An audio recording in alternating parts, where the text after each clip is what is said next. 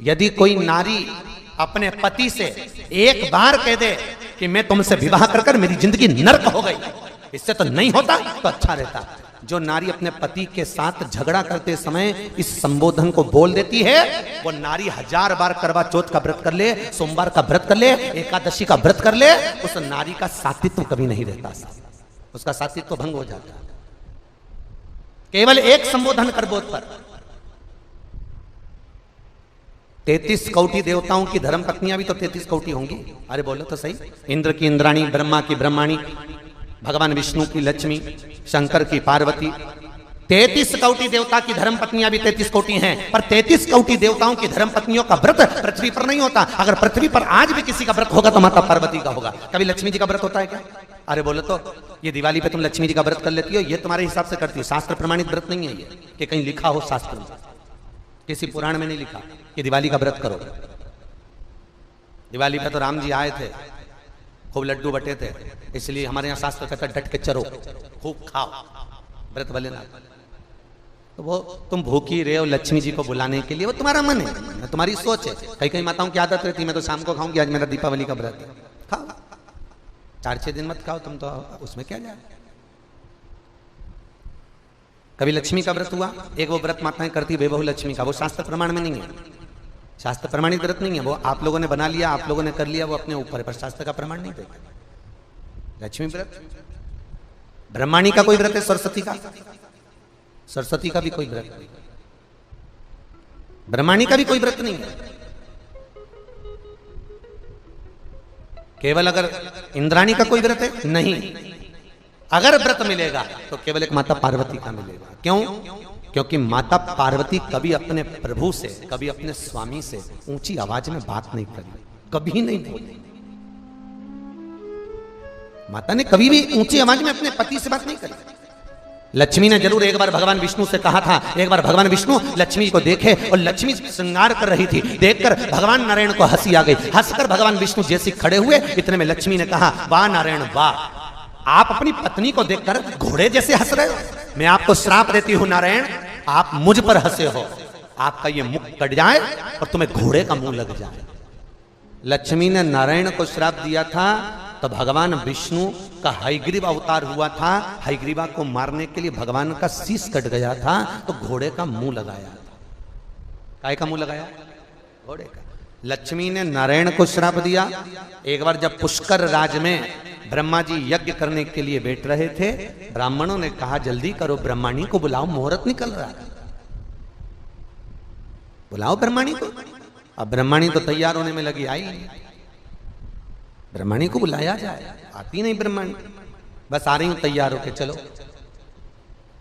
होता है पति बेचारा गाड़ी में बैठ के हारन बजाता रहे, पत्नी बेचारी अपना रुमाली ढूंढती रह जाए, होता है। वो बार बार हारन बजाए, ये बार बार क्या आ रही, अब ब्रह्माणी भी ऐसी आ रही, बस कह रही, बंधु इतने में देव ब्राह्मणों ने कहा मुहूर्त निकल जाएगा, तो ब्रह्मा जी ने कहा आपको जो करना है करो और यज्ञ चालू करो। इतने में ब्राह्मणों ने गाय को पकड़कर खड़ा करा और गाय माता के सामने ब्राह्मणों ने वेद की ध्वनि करना प्रारंभ करी। जैसे ही वेद की ध्वनि करना प्रारंभ करी, गाय के मुख से वेद माता गायत्री को प्रकट कर लिया और गायत्री को प्रकट कर कर भगवान ब्रह्मा जी के पास में गठजोड़ा बांधकर बिठा दिया। यज्ञ प्रारंभ हो गया। इतने में सरस्वती तैयार होकर आ गई। ब्रह्माणी जैसे तैयार होकर आई, ब्रह्माणी ने देखा कि मेरी जगह पर कोई दूसरा बैठा है।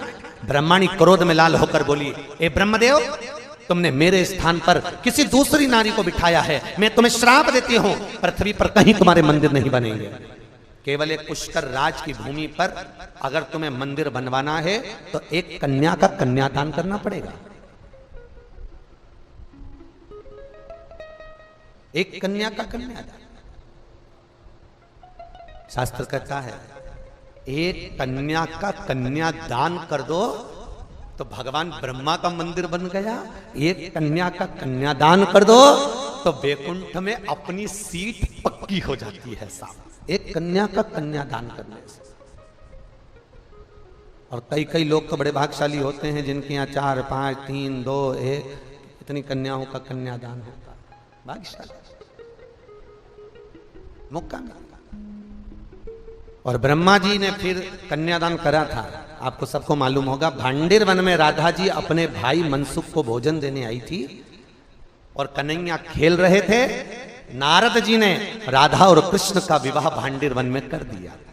इस विवाह को ब्रह्मा जानते हैं, राधा जानती है, कृष्ण जानते हैं, नारद जानते हैं। इसके सिवा इस विवाह को कोई नहीं जानता, बस ये जाने। फिर जाकर ब्रह्मा जी का मंदिर द्वापर में बना, सतयुग में नहीं, त्रेता में नहीं, द्वापर में ब्रह्मा का मंदिर। द्वापर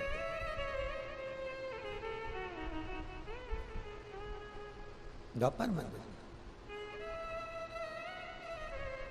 ब्रह्माणी ने ब्रह्मा को श्राप दिया था, नारायणी लक्ष्मी ने भगवान विष्णु को श्राप दिया था, इंद्राणी ने इंद्र को श्राप दिया था, पर माता पार्वती ने कभी भगवान शंकर से ऊंची आवाज में बात नहीं करी थी। इसलिए आज भी माताएं सब जो व्रत करती हैं वो पार्वती के। छठ का व्रत पार्वती का, तीज का व्रत पार्वती का, चतुर्थी का व्रत पार्वती का, जितने व्रत माताएं करेंगी सारे व्रत माता पार्वती के, कोई देवी देवता के नहीं। बस निवेदन आपसे भी है, व्रत आपके भी चालू हो सकते हैं अगर तुम अपने पति से ऊंची आवाज में बात नहीं करो तो। व्रत तो चालू,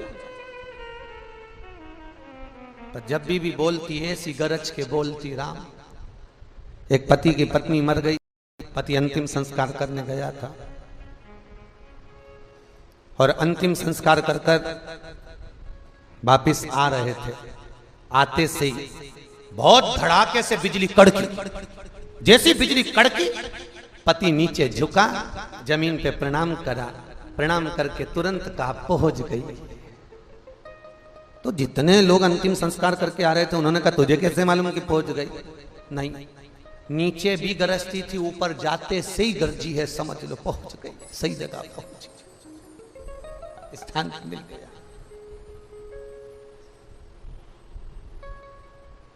होता है। अब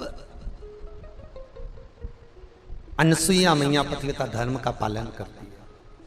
अनसुईया मैया पतिव्रता धर्म का पालन करती है, पति को परमेश्वर मानती है, पति के चरणों को नमन करती है, पति के चरणारविंद का स्मरण करती है, पति के चरणों को नित्य पति प्रणाम करती है। आप में से कितनी माताएं जो अपने पति को रोज प्रणाम करती है? जरा हाथ उठा ले। अरे एक आध उठा लो, शर्मा सुरमु में उठा लो, झूठा मुंह उठा लो। 1 2 3 4 4.5 नहीं, वो 4.5 इसलिए ऊपर करा था, गिरा दिया, मैं समझ लिया चतुर्थी के दिन पड़ती होगी, केवल करवा चौथ के दिन। इतना तो मेरे को भी ध्यान दे हो, पर करना चाहिए, नित्य प्रति प्रणाम तो करना चाहिए। अच्छा तुम मत, कभी कभी ऐसा भी होता है तुम नहीं करती, वो कर लेता हो। कभी कभी ऐसा भी होता है, आपने देखा है कई बार घर में जब झगड़ा होता है तो पति बेचारा कहता है मैं तेरे हाथ जोड़ूं, तेरे पांव पड़ू, चुप हो जा, अरे जगदम्बा हो जा। अब बेचारा और क्या करे? तुम अच्छा तुम बताओ इससे ज्यादा क्या करेगा? वही बेचारा अकेले में तेरे पांव पड़ लो तो चुप हो जा। बोलो, अनसुईया मैया पतिव्रता धर्म का पालन करने वाली है, पति को परमेश्वर मानने वाली, पति के चरणारविंद का स्मरण करने वाली, पति के चरणों का अनुमोदन करने वाली पति प्रणाम। अच्छा ईमानदारी से बोलना, पत्नी पति को ज्यादा स्नेह करती है कि पति पत्नी को ज्यादा स्नेह करता है? कितनी जल्दी बोली, कितनी जल्दी। सब चतुर हो गए भोपाल के, बुआ जी जय हो थारी, सब चतुर। अब पर ऐसा नहीं है, पति बोलता नहीं है, उसका प्रेम उसका स्नेह दिखता नहीं है, पर शिव महापुराण में और भागवत में पति के चरित्र। अच्छा उसको भी जाने दो, तुम तो अपनी एक बात। एक पति गार्डन में घूम रहे थे और गार्डन में घूमते घूमते एक बड़ा सा कुत्ता आ गया और पत्नी जिधर चल रही थी उधर ही कुत्ता था। बेचारे पति को लगा ये कुत्ता मेरी पत्नी को खा जाएगा, फिर बच्चों को स्कूल कौन भेजेगा, टिफिन कौन बनाएगा, ट्यूशन कौन भेजेगा। पति ने पत्नी का हाथ पीछे खींचा, कुत्ता और आगे बढ़ा। पति बेचारा घबराया, इसको खा जाए, कुत्ता मुझे काट खाए पर मेरी पत्नी को नहीं काटना चाहिए, मुझे काटेगा चल जाएगा, पत्नी को काटेगा, उसके श्रृंगार करे ना, कुछ बच्चों का टिफिन बनाए, बेचारी बीमार पड़ जाएगी, मेरे को कुत्ता खा जाए पर मेरी पत्नी को नहीं काटे। उसने पत्नी का हाथ और पीछे खींचा, जैसे पीछे खींचा कुत्ता और आगे आया, और कुत्ता जैसे ही आगे आया देखा कुत्ता लपकने वाला है। इतनी देर में जैसे कुत्ता दौड़ा, पति ने पत्नी को गोदी में उठा लिया। जैसे गोदी में उठाया, कुत्ता भाग गया। कुत्ता भागा, पति ने पत्नी को नीचे उतारा। पत्नी गुस्से में लाल होकर बोली, तुम्हारे जैसा पति जिंदगी में कभी नहीं देखा मैंने। बताओ, दुनिया के लोग कुत्ते को भगाने के लिए पत्थर उठाते, तुमने मुझे उठा लिया। अब बताओ, बेचारा वो तो भला ही सोचा था, उसने कौन सा बुरा सोचा? उसने तो बेचारे ने भला ही सोचा कि मैं पत्थर नहीं, इसको उठा लूं, इसको नहीं काटेगा, मेरे पाँव में काट खाएगा। तो ऐसा नहीं है कि पति स्नेह नहीं करता है, पर उसका स्नेह दिखता नहीं। बेचारे ने उठाया, पर तो भी कुछ करे सो करे, जीवन का सुख पाना। भगवान अनसुईया मैया पतिव्रता धर्म का पालन करती है, पति को परमेश्वर मानती हैं, पति के चरणों का अनुमोदन करती है, पति के चरणों का स्मरण करती है, पति के चरणों का नाम जाप करती है अनसुईया। और जब पति के चरणारविंद का स्मरण किया गया, पति के चरणारविंद को नमन किया गया, अनसुईया मैया का सात्वित्व तीनों लोकों में छा गया। एक दिन लक्ष्मी जी ने भगवान विष्णु के सम्मुख में पार्वती और ब्रह्माणी को बुलाया, और पार्वती और ब्रह्माणी को बुलाकर कहा, सुनो, हमने सुना है कि अनसुईया का सात्वित्व बड़ा प्रबल है। हाँ, परीक्षा ली जाए। ठीक है, ले। तीनों देवियों ने अपने अपने स्वामियों से कहा, जाकर अनसुईया जी की परीक्षा लीजिए। क्या परीक्षा लेना है?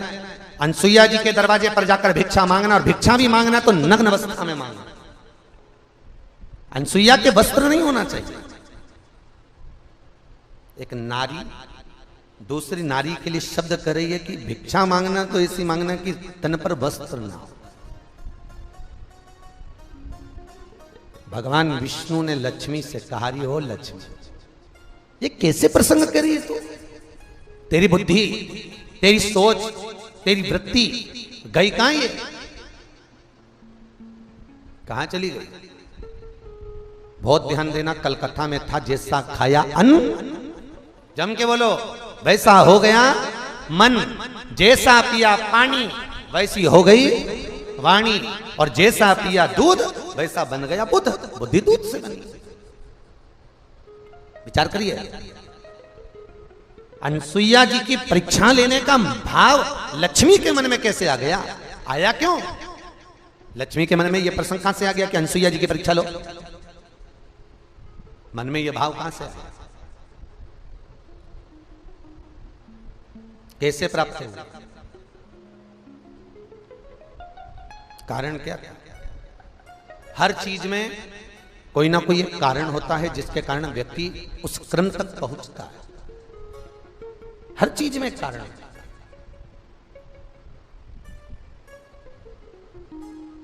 अब एक बार की बात है, माता लक्ष्मी इंद्राणी के घर गई थी।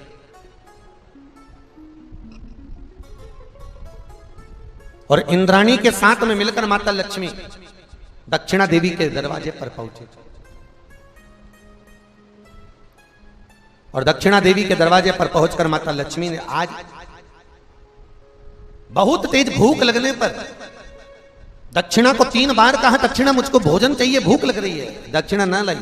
इंद्राणी दक्षिणा देवी के भवन में गई और बिना पूछे वस्तु को उठाकर लाई और लक्ष्मी को दे दिया। इंद्राणी और लक्ष्मी ने पा लिया। दक्षिणा देवी आकर देखी कि मेरे भीतर भवन में जो रखा था ये दोनों पा रही हैं, कोई बात नहीं, पर दोष तो है ना किसी के यहाँ रखी। आपको पहले भी कथा में कहा, ये चोर तत्व तो कहलाएगा। भागवत जी में 5 तरह के चोर कहें। कितने? जम के बोलो जरा। 5। पहले नंबर का चोर जो किसी की वस्तु को बिना पूछे उठा। ठीक है, बोलते तो जाओ, हुंकारा भरते जाओ। ठीक है, भागवत जी में लिखा।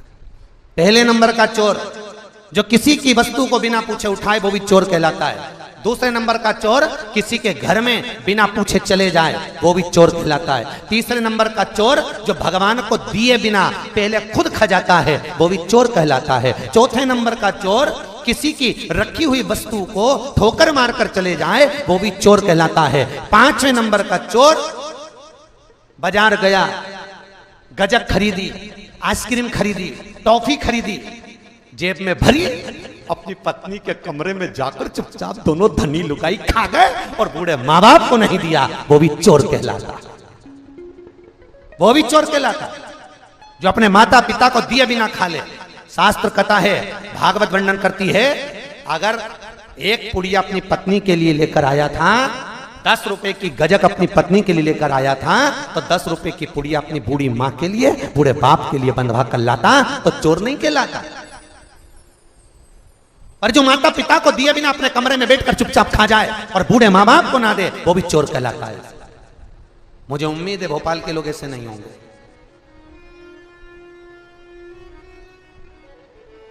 चोरी का तत्व है।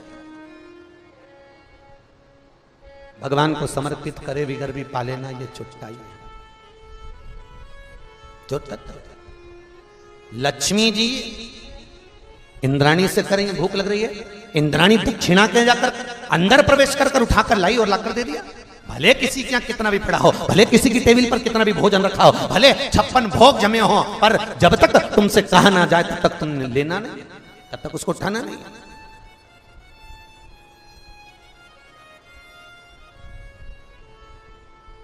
उसको स्वीकृत नहीं किया।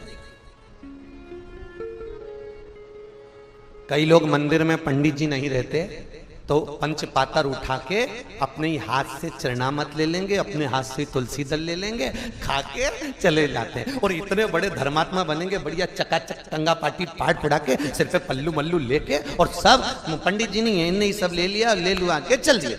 ईमानदारी से बोलो, हो कि नहीं चोटते? अरे बोलो तो सरी, चोर हो कि नहीं? आज्ञा ली तुमने?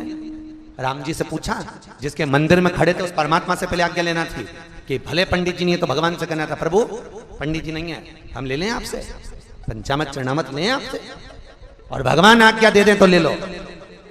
अरे है कई हम कई जगह मंदिरों में देखते हैं, कई जगह की तो जाने तो हम तो सियोर के मंदिरों की भी कहते हैं कि वहां पर भी यही क्रम। एक हमारे वो बगल में बड़ा बाजार में सत्यनारायण जी को मंदिर, और वहां पर भी पंडित जी नहीं रहते तो वो जो जाए बस कूड़ के लेके चलते। अब कोई चोर तत्व है महाराज, उस तत्व से हमें वंचित छूटना, उस तत्व से हमें दूर जाना। कल एक प्रश्न था, मंटो जी एक प्रश्न आया था कल व्हाट्सएप पर, गुरुजी हमारे प्रश्न का उत्तर दीजिए, वृक्ष लगाना क्यों जरूरी है? प्रकृति का पेड़ लगाना, वृक्ष लगाना क्यों जरूरी है? मंगरूल नाथ से प्रश्न था, अमरावती से आगे मंगरूल नाथ, वहां से भेजा था, वृक्ष लगाना क्यों जरूरी?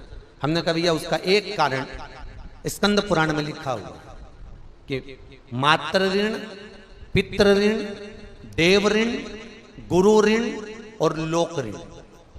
कितने ऋण? 5। लोक ऋण, लोक ऋण मनुष्य पर कब चढ़ता है? जब उसका अंतिम संस्कार होता है। अंतिम संस्कार के समय पर उसके नीचे चिता जलाते समय लकड़ियां लगाई जाती है, उस लकड़ी में जो आग लगती है, उस लकड़ी का ऋण मरने वाले की छाती पे चढ़ जाता है, उसको कहते हैं लोक ऋण।